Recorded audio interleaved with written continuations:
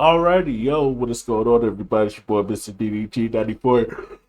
Back with reaction videos today. We're going to react to the rise and fall of WWE Sunday Night Heat. Y'all remember Sunday Night Heat? I remember Sunday Night Heat. I remember Sunday Night Heat, Velocity. I remember both them shows, bro. Them shits used to go crazy, bro. Especially Velocity, because Velocity used to come on like super late at night. I'm talking like 1 o'clock, 2 o'clock in the goddamn morning on UPN, bruh. Velocity, but I stayed up to try to watch it though. If I stayed up long enough, I would definitely watch me some Velocity, bruh. But anyways, though, without further ado, let's get right into it. This is Pinfalls and Pixels, where wrestling meets gaming.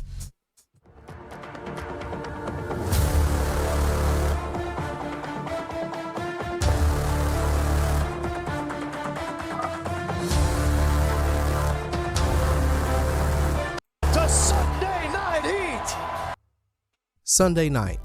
For most people, it's a quiet moment to prepare for the week ahead. But for wrestling fans in the late 90s and early 2000s, Sunday nights meant one thing: WWF Sunday Night Heat. As a kid, I remember sitting in front of the TV, mesmerized by the glow of the pay-per-view arena flashing on my screen. It was exhilarating, a sneak peek into the larger-than-life event that I couldn't afford to watch. Sure, I couldn't see the main card, but those pay-per-view Sunday Night Heats made me feel like I was part of the action. It wasn't just a show, it was an experience. From Mankind forklift pinning The Rock for the WWF Championship during Halftime Heat, to rising stars like Trish Stratus and Lita debuting, Heat was a gateway into the madness of the Attitude Era. But like so many wrestling greats, the show fell victim to shifting times and priorities, quietly fading away after a decade-long run. So, what happened? How did Sunday Night Heat rise to become a fan favorite, only to burn out as an afterthought? Today we're gonna break it all down. It's 1998 and the Attitude Era is in full swing.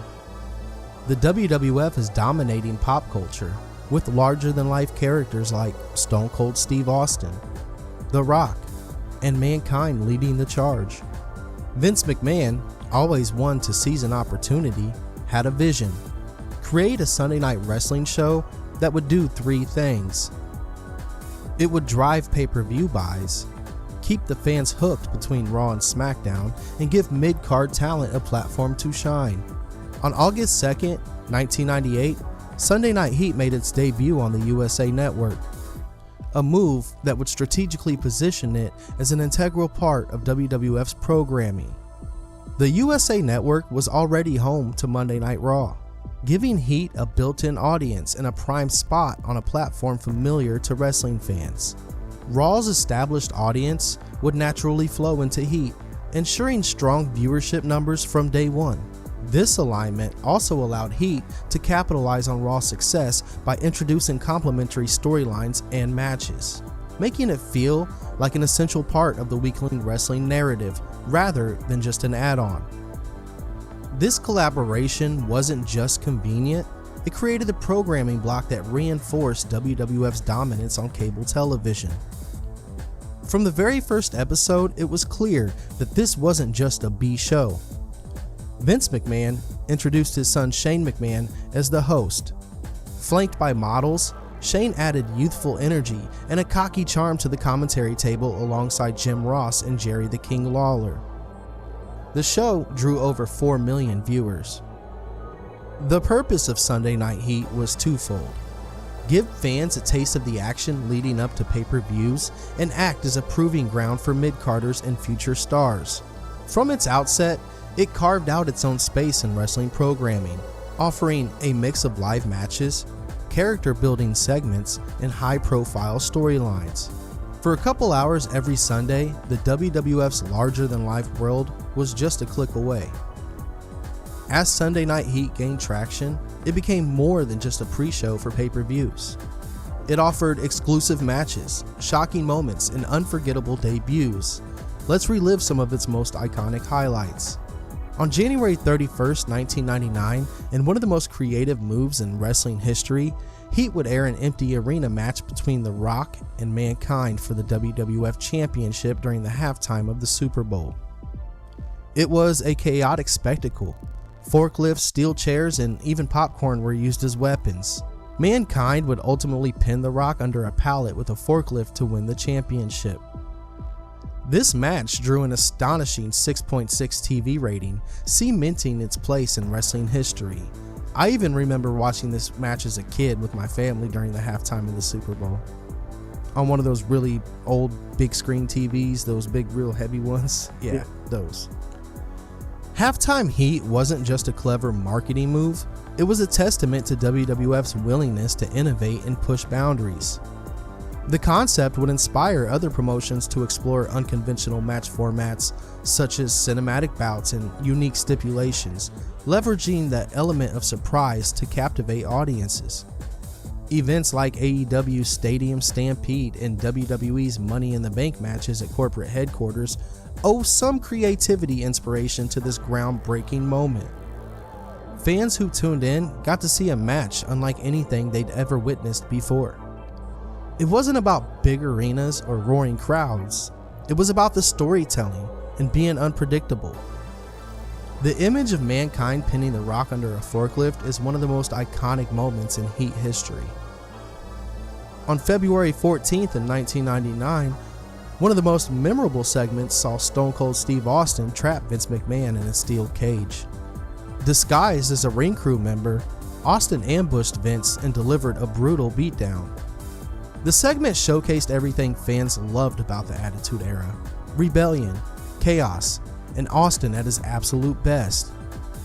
Though short, it was a masterclass in building tension and delivering payoff. In March of 1999, we have to talk about the time Bradshaw and Farouk of the APA turned a match with Public Enemy into a straight-up brawl. Oh, yeah. The ECW veterans reportedly rubbed the APA the wrong way backstage, and what followed was one of the most brutal matches ever aired. It was less wrestling and more beatdown, a moment that's permanently burned into fans' memories. So you don't fuck with Ron This Simmons. was Heat at its rawest, a reminder that anything could happen. On January 24th, 1999, before the Royal Rumble, Vince McMahon decreed that no automobiles except limousines were allowed at the arena. His goal? To prevent Stone Cold Steve Austin from arriving. But Austin, being Austin, showed up in a monster truck limo and crushed several cars in the parking lot. It was over the top in the best way possible, embodying the sheer audacity of the era. While most of WWF's big moments took place on Raw, SmackDown, or pay-per-views, Heat did have its share of historic title matches, often serving as a stage for unexpected surprises and unique storytelling. While Raw, SmackDown, and pay-per-views carried the weight of major angles and blockbuster matches, Heat provided a different kind of excitement. A platform for underdog stories and shocking title changes that caught fans off guard. This made the show feel essential for those wanting to witness moments that could shift the landscape of the mid-card divisions. On February 13, 2000, S.A. Rios captured the Light Heavyweight Championship from Gillberg in his debut match, a thrilling moment for fans who witnessed Lita's incredible ringside debut. On March 18th in 2001, Crash Holly dethroned Dean Malenko for the Light Heavyweight Championship, showcasing his versatility beyond his famous Hardcore Championship reigns. On April 29, 2001, Jerry Lynn, a legend of ECW, made an instant impact in WWF by defeating Crash for the Light Heavyweight Championship during his debut. One of Sunday Night Heat's greatest legacies is the talent that it helped introduce. Wrestlers like Lita, who debuted alongside S.A. Rios, immediately captured fans' attention with her high-flying moves, helping to elevate women's wrestling to new heights. Just like Lita, Trish Stratus's early appearances managing Test and Albert laid the groundwork for her future dominance in the women's division. These debuts not only launched iconic careers, but also demonstrated Heat's role in shaping the future of the WWF landscape. Trish Stratus made her debut on March 19th in 2000, scouting Test and Albert before becoming their manager. This was the beginning of her journey to becoming one of WWE's greatest female wrestlers. Lita would debut alongside S.A. Rios on February 13th in 2000. Her red hair and jaw-dropping moonsaults would immediately set her apart, and she quickly became a fan favorite. The high-flying moves and fearless attitude that Lita brought to the ring became her signature, marking her as a pioneer for women's wrestling. Other stars like Kurt Angle and the Hardy Boys and Edge also used Heat as a launching pad, showcasing their skills before becoming household names. For many of these wrestlers, Heat wasn't just a stepping stone, it was a proving ground. But as the saying goes, all good things must come to an end. Sadly. By the early 2000s, Sunday Night Heat began to lose its prominence. In October of 2000, Heat moved from the USA Network over to MTV. The show would begin airing live from WWF New York, with Michael Cole and Taz calling the action.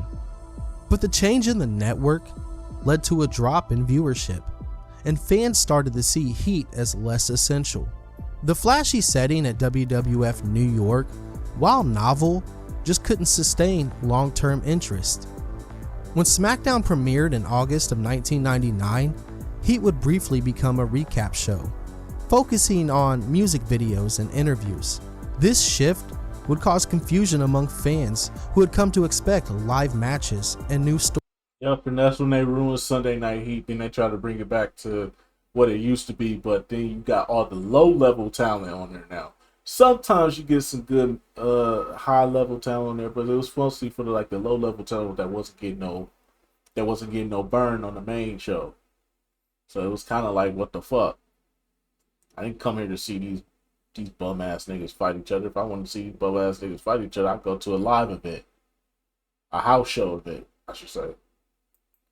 Storylines, leading to frustration and a sense of detachment from the show. The recap format diluted Heat's identity as a platform for original content and instead made it feel like a filler program.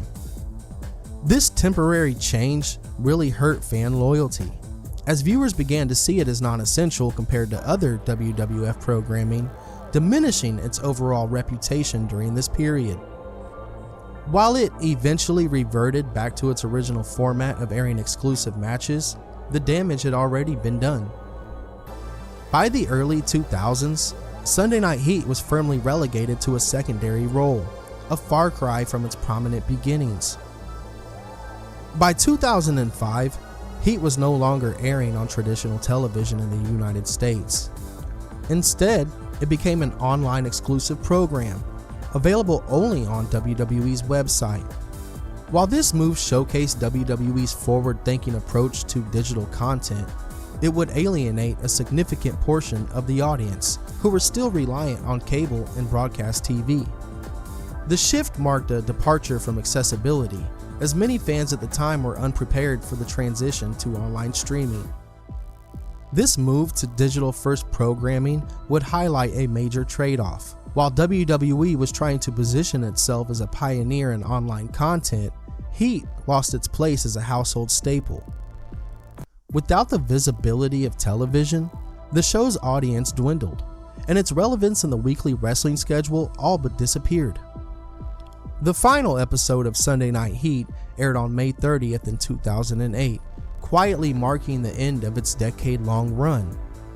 It concluded with little fanfare, a stark contrast to the explosive debut that once captivated millions. Though Sunday Night Heat is gone, its legacy lives on. For over a decade, it provided a stage for the rising stars, a platform for unforgettable matches, and a showcase for moments that define the Attitude Era.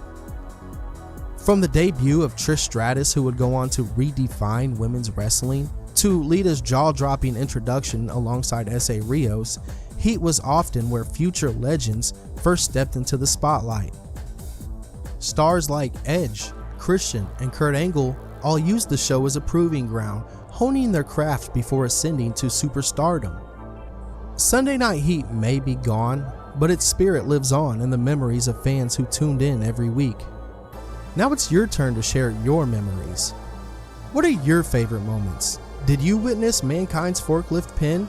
Or discover a future favorite like Lita, Trish, or even Edge? Let us know in the comments below. And don't forget to like this video, subscribe, and hit the bell icon so you never miss a dive into wrestling. Alrighty, man, that's just gonna about do it for this one, man. I hated what they did with Sunday Night Heat, bro. Yeah, I hated what they did with this show because this was such a good thing, but they fucked it up so bad. It's like, how can you fuck up something that was simple and easy to do so fucking badly? Whatever, man. I digress. But anyway, so that's just gonna about do it for this one. I will see you all in the next video. Peace out.